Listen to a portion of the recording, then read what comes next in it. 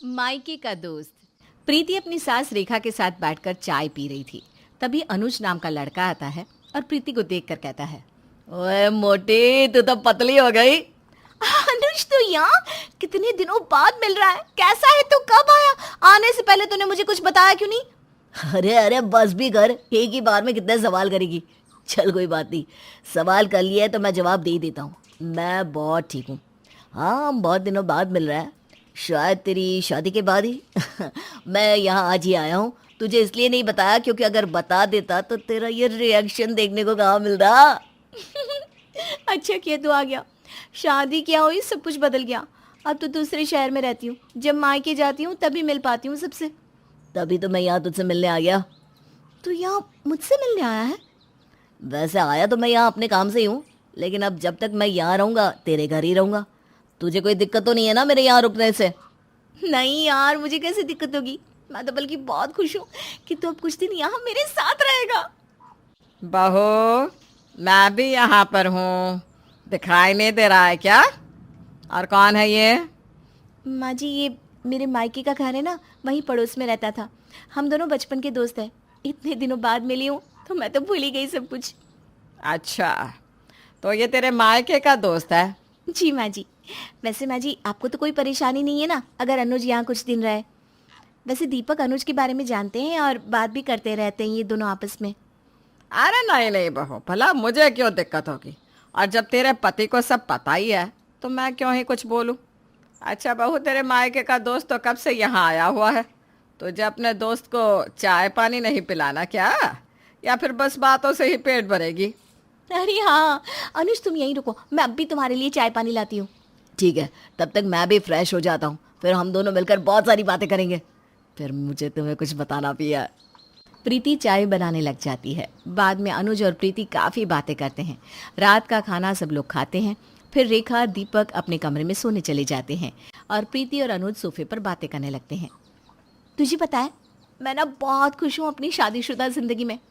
लेकिन वो दिन भी ना बहुत याद आते हैं जब किसी चीज़ की कोई टेंशन नहीं थी, जब मन करे कहीं भी चले जाते थे। ये तो बिल्कुल सही कहा। अब तो मेरी भी शादी होने वाली है, इसलिए सही नौकरी मिल जाए यही देख रहा हूँ।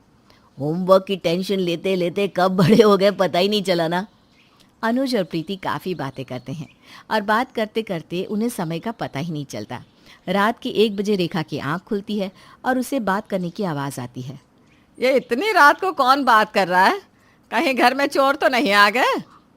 रेखा अपने कमरे से बाहर निकलती है तो देखती है कि उसकी बहू अपने मायके के दोस्त के साथ बातें कर रही है। ये देखकर रेखा को काफ़ी चिढ़ होती है। ये जब से बहू के मायके का दोस्त आया है तब से तो बहू को किसी चीज़ का कोई होश ही नहीं है, उसी में घुसी रहती है। इतनी रात हो रही है, ये नहीं कि अपने पति की सेवा करे, नहीं बस अपने मायके के दोस्त से बातें करनी है इसे। रेखा को बिल्कुल भी अच्छा नहीं लग रहा था बहू को अपने मायके के दोस्त के साथ बातें करते हुए देखकर। वो तुरंत बाहर आती है और कहती है, बहू, कुछ ज़्यादा ही ज़रूरी बातें हो रही है क्या? हैं? कहीं मैंने तुम दोनों को डिस्टर्ब तो नहीं किया? नहीं नहीं माँ जी, वो तो हम पुरानी बातों को याद कर रहे थे, आपने हमें बिल्कुल डिस्टर्ब नहीं किया। वैसे माँ जी, आप सोई नहीं अब तक, कुछ चाहिए था क्या? चलो अच्छा हुआ मैंने डिस्टर्ब नहीं किया, लेकिन तुम दोनों ने ज़रूर डिस्टर्ब कर दिया है। अरे रात के 1 बजे है और तुम दोनों की बातें ही ख़त्म नहीं हो रही। ऐसे भी कौन सी ज़रूरी बातें हो रही है? हैं? सोना नहीं है क्या, या फिर ऐसे ही बातें करते रहना है? क्या 1 बज गया?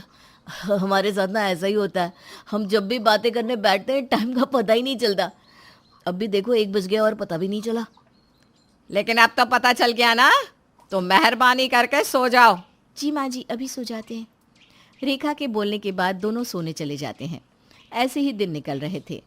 अनुज और प्रीति को आपस में हर वक्त बातें करते हुए देखकर रेखा का खून जलता रहता। एक दिन रेखा अनुज से कहती है, और बताओ बहू के मायके वाले दोस्त, काम ठीक चल रहा है? जी आंटी जी, सब ठीक है। वैसे काफ़ी दिन हो गए ना तुम्हें यहाँ आए हुए, जाने का कब का प्लान है? मेरा मतलब है कि टिकट करवा ली होगी ना वापसी की, कब की है टिकट? नहीं आंटी जी, टिकट नहीं करवाई, अभी तो मैं कुछ दिन और यहाँ रहूँगा। कैसा बेशर्म है, सामने से पूछ रही हूँ लेकिन इससे कोई फर्क नहीं पड़ रहा। ऐसे ही एक बार सुबह सुबह प्रीति रसोई में खाना बना रही थी तो अनुज भी पीछे पीछे रसोई में ही चला जाता है और वहाँ भी दोनों बातें करते रहते हैं। रेखा जब चाय लेने रसोई में जाती है और वहाँ भी उन दोनों को साथ में देखती है तो बोल पड़ती है। क्या बात है बहू, तेरे मायके वाला दोस्त तो तेरा पीछा ही नहीं छोड़ रहा। अब ये क्या तेरे साथ रोटी भी बनाएगा? क्यों नहीं आंटी? अरे आंटी, आपको पता नहीं, मैं ना हर चीज में एक्सपर्ट हूँ। मुझे रोटी बनानी आती है। प्रीति से तो अच्छी रोटी बनाता हूँ मैं। माँ जी, आप ना अनुज से जीत ही नहीं सकती। ये बातों में भी शहनशाह है और काम तो है ही ऐसे कि कोई इसके आसपास भी भटक नहीं सकता। तुम दोनों पहले भी ऐसे ही बातें करते रहते थे क्या? माँ जी, पहले तो इससे भी ज्यादा बातें करते रहते थे। मेरी माँ तो खुद हम दोनों से परेशान थी। कितनी गहरी दोस्ती है हमारी। प्रीति की बातें सुनकर तो रेखा गुस्से से तिल मिलाती हुई अपने बेटे के पास जाती है। बेटा, तुझे बहू के मायके वाला दोस्त कैसा लगता है? मेरा मतलब है कुछ ज्यादा ही बहू से बात नहीं कर रहा? अरे समझ रही हूँ कि बचपन का दोस्त है, लेकिन और कोई काम नहीं है क्या इसके पास? सही है माँ अनुज, मैं मिल चुका हूँ उससे। अब उसका यहाँ काम है तो काम तो करेगा ही ना। अच्छा, काम से आया है, लेकिन मुझे तो लगता नहीं कि कोई काम करता है। वो तो बस बहू के साथ ही हर वक्त बात करता रहता है। काम करने की फुर्सत कहाँ है उसे? माँ, वर्क फ्रॉम होम भी तो होता है ना। अनुज वर्क फ्रॉम होम कर रहा होगा। देख बेटा, तुम मुझे गलत मत समझियो, लेकिन मुझे बहू का मायके वाला दोस्त कुछ ठीक नहीं लगता। अरे हर वक्त बहू से बातें करता रहता है, बहू के पीछे पीछे लगा रहता है। अब तू ही बता, बहू कमारी तो है नहीं, शादीशुदा है, ये सब अच्छा लगता है क्या? आप भी ना कुछ ज़्यादा ही सोच रही हैं। ऐसा कुछ नहीं है। मुझे प्रीति पर पूरा भरोसा है और मैं अनुज को भी अच्छे से जानता हूँ, इसलिए मुझे तो इन सब में कोई दिक्कत नहीं लगती। दीपक इतना बोलकर अपने ऑफिस चला जाता है। मेरे बेटे को तो ना कुछ दिखाई दे रहा है और ना ही कोई फर्क पड़ रहा है। अब मुझे ही कुछ करना होगा। बहू के मायके वाले दोस्त, अब देख तू। रेखा तुरंत अपनी सहेली के घर जाती है और उसकी बेटी जूही को अपने घर ले आती है, जिसकी शादी नहीं हुई थी। अरे माँ जी, ये कौन है? अरे बहू, ये मेरी सहेली की बेटी है। वो क्या है ना, मेरी सहेली कुछ दिन के लिए गांव गई है, तो मैं जूही को अपने घर ले आई। बहुत अच्छा किया। इतनी सुंदर लड़की को अकेली छोड़ना भी नहीं चाहिए घर में। अनुज, क्या बोल रहे हो तुम? अरे मेरा मतलब है, अकेले रहना अच्छा नहीं लगता ना। प्रीति, जाओ ना, जूही के लिए कुछ खाने को लेकर आओ ना। तब तक मैं जूही को कंपनी देता हूँ। अनुज, क्या है ये? लड़की देखी नहीं कि नीयत फिसली। तुम इस लड़की के लिए अपनी बेस्ट फ्रेंड से काम करवाओगे, मुझे इग्नोर करोगे? तुम बोल रहे हो क्या तुम इतनी दूर मेरे शहर मुझसे बात करने आए हो? क्या यार प्रीति, कितनी प्यारी लड़की है जूही, और तो और सिंगल भी है। तुम अब अपनी टांग मत अड़ाओ ना यार। वैसे काफी अच्छी दिखती हो। आप भी काफी अच्छी लगती हो। मेरा नाम अनुज है, पूना में रहता हूँ। ये मेरी बचपन की दोस्त है प्रीति। अच्छा, मैं भी सोच रही थी कि कभी पूना जाऊं, लेकिन माँ जाने ही नहीं देती। बोलती है वो अनजान शहर है, वहाँ अकेले नहीं जाना चाहिए मुझे। अरे अनजान कैसे, मैं हूं ना। आप जब मन हो तब आओ, मैं घुमाऊंगा अपने शहर में आपको। मेरी बहन और माँ के साथ रहता हूँ मैं। कहो तो माँ से भी मिलवा दूंगा। माँ से मिलाने की इतनी भी क्या जल्दी है, पहले आपसे दोस्ती तो हो जाए। जी जी बिल्कुल, आपसे तो कौन ही पागल दोस्ती करना नहीं चाहेगा। मुझे नहीं पता था कि मेरा प्लान इतनी जल्दी काम करेगा। चलो अच्छा ही है, कम से कम मेरी बहू से तो पीछा छूटा। अब करे जूही से बात। अनुज, जिसे जूही काफी अच्छी लगने लगी थी, इसलिए अब वो जूही से ही बात करता रहता है और कुछ दिनों बाद वापस अपने शहर चला जाता है। दीपक की बीवी की बहुत ही जल्दी मृत्यु हो जाती है, लेकिन अपने पीछे वो प्यारी सी बेटी दिशा को छोड़ जाती है, जो बिल्कुल अपनी माँ जैसी थी। दीपक जब भी दिशा को देखता, अपनी बीवी को याद करता। वो अपनी बेटी का पालन पोषण ठीक से कर रहा था। देख बेटा, कब तक बीवी को याद करके रोता रहेगा? अरे मोह लगाने आई थी, मोह लगा कर चली गई। अब ये मासूम बच्ची को भी तो देखना है ना बेटा। तो देख तो रहा हूं माँ, उसकी निशानी है ये, बिल्कुल उसके जैसी। इसे तो मैं दुनिया में सबसे ज्यादा प्यार करता हूँ, इसी के लिए तो जी रहा हूं मैं। अरे लेकिन बेटा, तू तो सारा दिन दफ्तर जाता है, मैं भी कब तक इसे देख पाऊंगी। बूढ़ी हड्डियों में दम नहीं है बेटा। तो क्या करूं माँ, नौकरी भी तो नहीं छोड़ सकता। अब कोई काम वाली ले भी आता हूँ तो पता नहीं वो देखेगी कि नहीं। अरे तभी तो कह रही हूँ बेटा, दूसरी शादी कर ले। नई माँ इसे माँ का प्यार तो देगी ना, और वैसे भी जीवन की गाड़ी चलाने के लिए स्त्री और पुरुष का साथ होना जरूरी होता है। अरे कैसी बात कर रही हो माँ, किसी और से शादी करने का तो मैं सोच भी नहीं सकता। शादी एक ही बार होती है, और वैसे भी दिशा के लिए मैं सौतेली माँ तो कभी भी नहीं लेकर आऊंगा। लेकिन माँ मानती नहीं। क्या बात है चाची, क्या मेरी भतीजी पसंद नहीं आई आपको दीपक के लिए? अरे क्या कमी है, पढ़ी लिखी है, बोलने चालने में अच्छी है, आप लोगों के घर आ जाएगी तो घर को संवार ही देगी। अरे मानती हूँ बहन, सब मानती हूँ, लेकिन दीपक को कौन समझाए, मानता ही नहीं शादी के लिए। कहता है सौतेली माँ नहीं लाएगा अपनी दिशा के लिए। अरे दिशा के लिए ही तो माँ लाना जरूरी है, सारा दिन आप अकेली कैसे देखोगी? लेकिन बेचारी माँ करती भी तो क्या। पड़ोसन किसी भी हालत में अपनी भतीजी की शादी दीपक से करवाना चाहती थी। वो एक चाल चलती है। एक दिन दिशा जब बाहर खेल रही होती है तो वो चुपके से दिशा को अपने घर ले आती है और शाम तक कमरे में बंद रखती है। जब पूरे मोहल्ले में दिशा को लेकर ढूंढाई होती है तो धीरे से घर के पास छोड़ देती है। कहाँ थी मेरी बच्ची, पता है पापा कितने डर गए थे। लेकिन मासूम दिशा क्या बोलती, उसे तो अभी बोलना भी नहीं आता था। वो चुपचाप सामने खड़ी पड़ोसन चाची को देखने लगती है, जैसे बता रही हो कि यही तो थी जो मुझे अपने साथ लेकर गई थी। देख दीपक, तुझे अब शादी कर लेनी चाहिए। तेरी माँ से नहीं देखी जाती है बच्ची, फिर तेरी माँ अब बूढ़ी भी तो हो गई है। मैंने कामिनी की फोटो दिखाई थी, लाखों में एक लड़की है, वो संभाल लेगी तेरी दिशा को अच्छे से। बोल तो बुला लूं मैं कल। दीपक कुछ नहीं बोलता, दिशा को गोद में लेकर अंदर चला जाता है।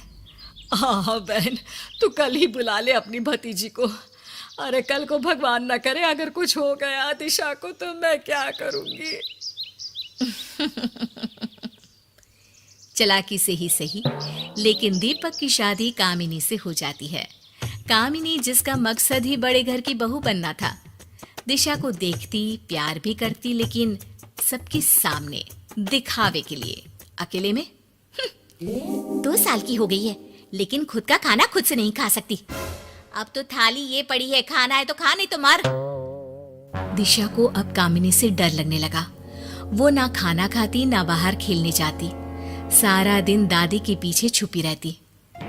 माँ, दिशा तो दिन पर दिन पतली होती जा रही है, पता नहीं क्यों डरी डरी भी रहती है माँ।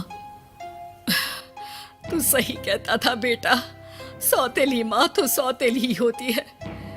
वैसे अब तो तेरा एक बेटा भी हो गया है, हो सकता है बहू उसी में व्यस्त रहती हो और दिशा को माँ का प्यार ना दे पा रही हो। धीरे धीरे दिशा बड़ी होती है। वो एक दिन कॉलेज में क्लास के बीच से ही निकल रही थी कि क्या बात है दिशा, माना तुम क्लास में फर्स्ट आती हो, लेकिन मैं इतना भी बुरा नहीं पढ़ाती कि तुम क्लास छोड़कर रोज भाग जाती हो। तभी क्लास की एक लड़की बोलती है, इसे घर जाकर अपने छोटे भाई के लिए खाना बनाना होता है और माँ के पैर भी दबाने होते हैं मैम। इसी शर्त पे तो इसे पढ़ाई करने की इजाजत मिली है। सभी जानते थे कि दिशा की माँ सौतेली है और वो उससे बहुत बुरा व्यवहार भी करती है। मुझे माफ कर दे दिशा, मैंने दूसरी शादी करके तेरे साथ बहुत बुरा किया है। कोई बात नहीं पापा, मेरे भाग्य में जो लिखा है वो तो होगा ही। ये लीजिए, दवा खा लीजिए। ओ पापा की परी, अरे खाना दे खाना। और क्या पापा, क्या बोल रहे थे आप इस चुड़ैल से कि माँ से शादी करके आपने बुरा किया? अरे एहसान मानो, एक शादीशुदा एक बच्ची के पिता से मेरी माँ ने शादी कर ली। शर्म नहीं आती अपने पिता से इस तरह से बात करते? तभी वहाँ कामिनी आ जाती है। हाँ, पैर में दर्द हो रहा है। ये लड़की यहाँ खड़ी होकर फिर भी महाभारत करवा रही है। अरे किसी रिक्शा वाले से शादी नहीं की तेरी मैंने, पढ़ा रही हूँ, खिला रही हूँ, झेल रही हूँ अपने घर में तुझे। पिता को कामिनी की बात सुनकर बहुत गुस्सा आता है। अपने बेटे को उठाओ और निकलो यहाँ से। हाय हाय, निकल जाऊं बेटा लेकर? जानती थी मैं ये दिन आएगा। तभी मैंने धोखे से तुमसे प्रॉपर्टी के पेपर पर साइन करवा लिए थे और सारा कुछ अपने बेटे के नाम कर दिया है। अरे अब हम तुम दोनों बाप बेटी के साथ रहना ही नहीं है, निकलो इस घर से। जैसे ही बेटा माँ की बात सुनता है, क्या कहा? ये सारा कुछ मेरे नाम पर है? माँ अंदर जाकर प्रॉपर्टी के पेपर ले आती है। हाँ हाँ बेटा, सब कुछ तेरा है, सब कुछ। बेटा माँ से प्रॉपर्टी के पेपर लेकर कहता है, अरे निकलो अब सारे के सारे यहाँ से, घर खाली करो। अरे मैं भी तो यही कह रही हूँ इन लोगों से। अरे ओए, तुम भी निकलो। मैं कहाँ जाऊंगी बेटा? और मैंने ही तो तेरे नाम किया है सब कुछ धोखे से। अरे वही तो, धोखेबाज लोगों से मैं दूर ही रहता हूँ। पिता और बेटी घर से सामान लेकर जाने ही वाले होते हैं कि मुझे भी साथ ले चलिए, मैं कहाँ जाऊंगी? प्लीज, आप तो मेरे पति हैं, कहाँ छोड़कर जा रहे हैं? चलो हटो, हम लोगों को रास्ते पर ले आई हो और तुम्हें मैं साथ लेकर चलूं? कभी नहीं। रहने दीजिए ना पापा, वो कहाँ जाएंगी? चलिए माँ, हम जैसे भी रहेंगे साथ में ही रहेंगे। शुक्रिया बेटी, मुझे माफ कर दे। मैंने तुम्हारे साथ इतना बुरा किया, लेकिन तुमने फिर भी मेरे बारे में सोचा। मैं शर्मिंदा हूँ बेटी, मैंने ये घर। कोई बात नहीं माँ, ये घर तो हम लोग कानून के रास्ते से वापस ले ही लेंगे, लेकिन आप ठीक हो गई हो, इससे बढ़कर और क्या है।